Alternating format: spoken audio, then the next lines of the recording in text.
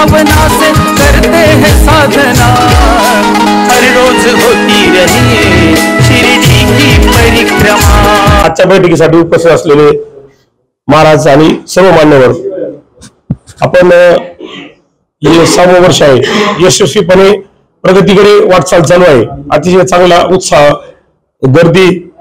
आणि गर्दी म्हणजे आपणच फिरलो असतो तर ते त्याला वेगळं स्वरूप आलं असतं, परंतु साई भक्तांचा मोठा सहभाग यामध्ये होत आहे आणि त्याच्यावर आपली यशस्वीता ठरत आहे की आपण यशस्वी होत आहोत की भक्तांना आपण जसा सुरुवातीला ठरलं होतं की भक्तांना येण्यासाठी आपण हे एक कारण निर्माण केलं। योगाने साईबाबांच्या कृपेने 13 फेब्रुवारी तारीख ठरली की साईबाबा संस्थांचा स्थापना दिवस आहे आणि त्याला एक चांगला दिनांक किंवा त्याला एक मुहूर्त पण चांगला मिळाला। म्हणजे बाबांची इच्छा असल्याशिवाय साईंच्या इच्छेने ते होते सर्व काही, असा गुरुपाठात एक शेवटची ओळ आहे। त्यामुळे बाबांची इच्छेने होत आहे। मी गेल्या भैया जेवढ्या ठिकाणी फिरलो बापू या 2-3 महिन्यामध्ये, मी लखनौला भजन संध्यासाठी गेलो होतो। राजेश आरोरा म्हणून आपल्या याच्यात पण असतात परिक्रमेमध्ये अतिशय चांगले साईभक्त, त्यांच्याकडे मी गेलो होतो भजन संध्यासाठी। गजानन शर्वेकर पण होते, तर मी त्या ठिकाणी जेव्हा याचं आव्हान केलं, मी प्रत्येक ठिकाणी गेलो का आव्हान करायचो का परिक्रमा 13 तारखेला तुम्ही या 13 फेब्रुवारीला। तर त्या ठिकाणी जे लोक मला भेटले त्या लोकांनी एक अनुभव इतका चांगला सांगितला का ते म्हणले शिर्डीचे लोक इतके चांगले, मी पहिल्यापासूनच म्हणतो की शिर्डीचे लोकच चांगले, म्हणून ते साईबाबा एवढा लांबून आले। त्या दिवशी पण मी एक उदाहरण सांगितलं की धूपखेड्यावरून साईबाबा निघाले 100 किलोमीटरचा प्रवास करीत मग ते नेवाशाला गेले, तिकडून काय बदले टाकळी भान गाव एवढे लागत बागेश्वर त्यावेळचा जो रस्ता असेल ते 100 किलोमीटर फिरत बाबा शिर्डीला आले। अनेक गावं लागले, अनेक ठिकाणं लागले, अनेक संतांच्या भूमी लागल्या, साईबाबा तिथं पण थांबू शकले असते, परंतु साईबाबा शिर्डीला आले। शिर्डी गाव असं छोटं 1200-1300 लोकवस्तीचं गाव आणि इथं काही डोंगर नाही, काय एखादं मोठं रम्य ठिकाण नाही, जंगल नाही, नदी नाही, काही असं वैशिष्ट्य काय पूर्ण काही नाही, परंतु ही भूमी साईबाबांना माहिती ही भूमी पुण्यभूमी, या भूमीचं पुण्य चांगलं आणि ह्या गावात असणारे सगळे लोक म्हणजे त्या त्यावेळेचे आज त्यांचे वंशज आपण आहोत ते लोक सुद्धा पुण्यवंत आहेत, म्हणून साईबाबांनी इथं वास्तव्य केलं आणि त्या लोकांना बरोबर घेतलं। त्या लोकांनी मला एक गोष्ट सांगितली की जेव्हा आम्ही परिक्रमेला येतो ताई, तर परिक्रमेला येत असताना शिर्डीकर आम्हाला इतका आग्रह करतात की चहा घ्या, कॉफी घ्या, बिस्किट घ्या, कारण हे जर आपण बघितलं तर जे लोक अमरनाथला गेले, जे लोक उत्तर भारतात गेले तिथं भंडारे लावले जातात आणि भंडारे लावून ते लोक आपला आग्रह करतात। आता तुम्ही आपल्या हा जो कुंभ चालू आहे या कुंभामध्ये 5 स्टार भंडारे उभारलेले आणि लोक इतके खुश आहे, त्या लोक सांगतात की अन्नदानाचं फार मोठं महत्व आहे। साईबाबांनी सुद्धा अन्नदानाचं महत्व सांगितले, कारण साईबाबा द्वारकामध्ये अन्नदान करायचे, स्वतः शिजवायचे, लोकांना खाऊ घालायचे, तर आपण त्याचा परिणाम भक्तांमध्ये किती चांगला झाला। या निमित्ताने अनेक लोक पुढे आले। मला एकाचा फोन आला मोहिते म्हणून, तो म्हणला काय ह्यावरचं रथ मी तयार करून दिलं फुलाचा माझ्या खर्चाने। मी आबाला आणि आजी शेठला फोन केला की असा तो कळणार आहे, त्याचा नंबर वगैरे पाठवला, त्याने सांगितलं फुलं पण मी चालणार आहे। नंतर सुनील महाराजांचा फोन आला का बँगलोरचा साईभक्त फुलं देणार आहे, याला फक्त सगळ्यांचं काम दिलं, म्हणजे लोक स्वतःहून पुढे येतात। नंतर दुसरा तुळशीराम पवार म्हणून आपल्याकडे फोटोग्राफर आहे साईबाबा संस्थांचा, त्याचा फोन आला की 5 लोक टीम साताऱ्याचे लोक घेऊन येत आहे, ड्रोन वगैरे सगळं साहित्य घेऊन येत आणि ते फ्री शूटिंग करणार आणि ते आपल्याला पण उपलब्ध करणार, जसं राजू करून राहिला तसं ते आपल्याला पण उपलब्ध करून देणार, त्यांच्या खर्चाने ते काय हार्ड डिस्क असेल ते सगळं ते करून देणार। आता हे सगळं साई भक्त करतायत, मग आपण काय करायचं, तर या ठिकाणी बसलेले बहुतांशी लोक हॉटेल मालक आहे। आपण एक पहिल्या वर्षी दुसऱ्या वर्षी प्रथा सुरू केली होती, राहुल गोंडकरांनी एक सूचना मांडली होती की आपण 50% डिस्काउंट मध्ये हॉटेल द्यायचे आणि मग त्याला आपण पोस्ट केल्या 50% डिस्काउंट मध्ये, कोणी 10%, कोणी 20%, 50च दिले पाहिजे असं काही नाही, कमी जास्त प्रमाणात। दीपक निकमने त्याच्या हॉटेलमध्ये गोरडियामध्ये 5-7 रूम दिले, इथं आपल्या साई विश्वाला अतुल गोंडकरने आपल्याला हॉटेल दिलं पूर्ण, रमेश प्रेमाने दिलं, असे अनेक लोक पुढे आले।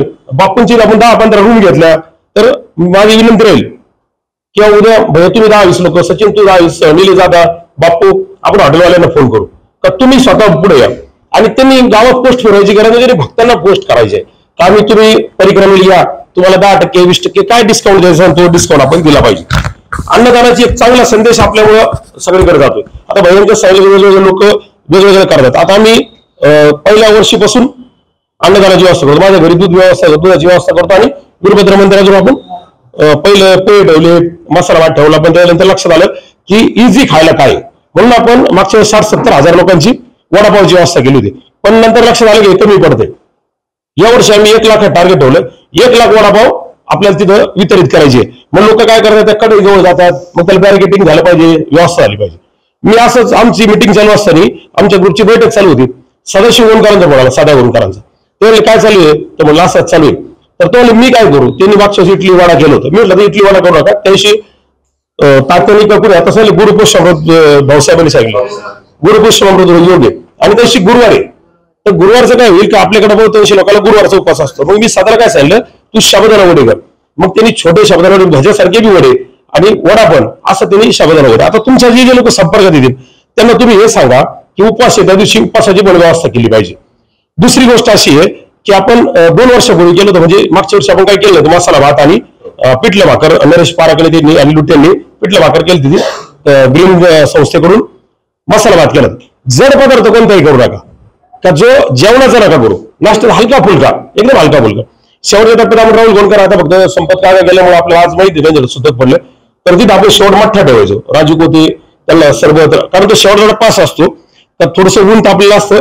सकाळी येणार काही नाही, पण 11-12 वाजे 12च्या पुढे जे लोक आहेत 11च्या पुढे त्यांना ऊन लागतं, तर मठ्ठा आपण ती व्यवस्था तिथल्या लोकांना तारबू आहेच, तारबू ते सरबत ठेवतात. पण पुढं विठ्ठलवाडीच्या पुढं हा ORS आपण विरोबा मंदिराजवळच ठेवतो.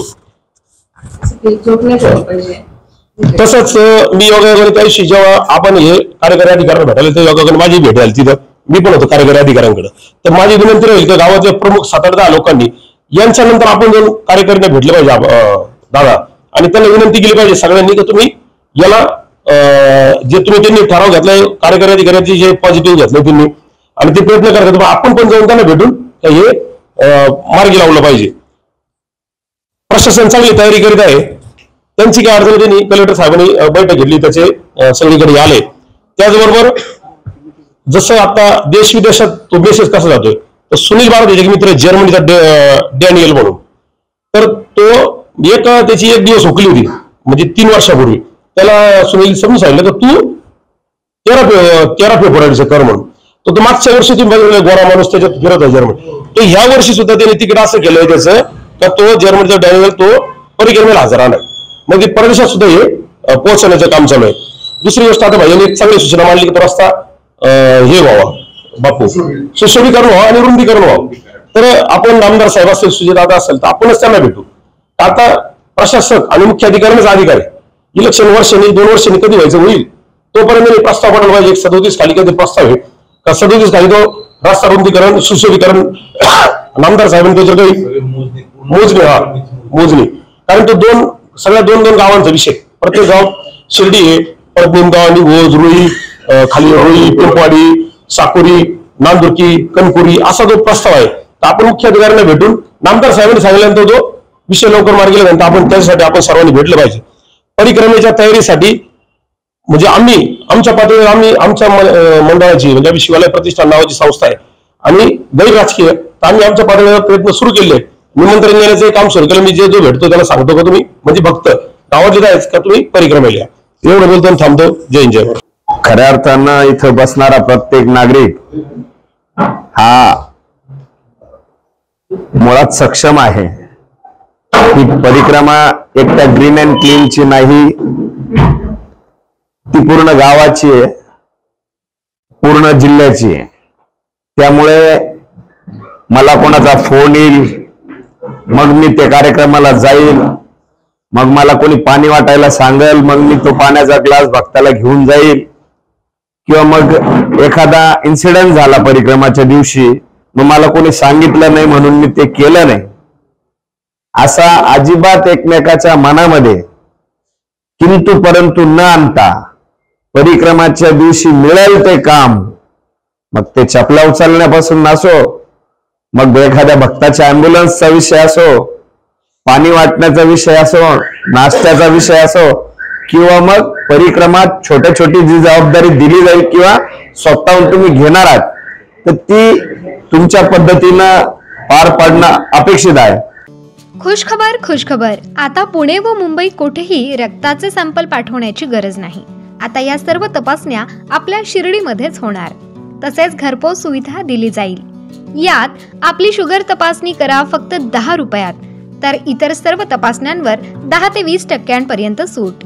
आमचा पत्ता SD डायग्नोस्टिक्स, युनियन बँक समोर, भन्साळी स्क्वेअर, गाळा नंबर 3, नगर मनमाड रोड, शिर्डी. आमचा संपर्क क्रमांक 8007 10 0075 तसेच 80 80 70 76 08. विखे पाटील आणि खासदार डॉक्टर सुजय विखे पाटील यांच्या मार्गदर्शनाखाली एअरपोर्ट रोड लगत शिर्डी हद्दीत साईच्या ग्रुपच्या माध्यमातून रामनगरीचा भव्य प्रोजेक्ट. वैशिष्ट्ये: शिर्डी एअरपोर्ट रोड लगत बस स्टॉप, शाळा, बँक 5 मिनिटांच्या अंतरावर, ड्रेनेज व स्ट्रीट लाईट, प्लॉटमध्ये प्रशस्त श्री राम मंदिर, साई समाधी मंदिरापासून 10 मिनिटांच्या अंतरावर, MSAB पोल कनेक्शन, 20 फुटी अंतर्गत रस्ता व दोन्ही कडेने सुशोभित झाडे, रहिवाशांसाठी अनुकूल. शिर्डी नांदुर्गी शिवरस्ता लगत साई परिक्रमा मार्गालगत, प्लॉट लगत 18 मीटर प्रस्तावित रस्ता. तर त्वरा करा, आजच आपला प्लॉट बुक करा. बुकिंगसाठी संपर्क करा श्री गणेश तोरडमल 99 21 21 95 61, श्री शुभम वेणुनाथ बोलकर 97 67 06 66 85.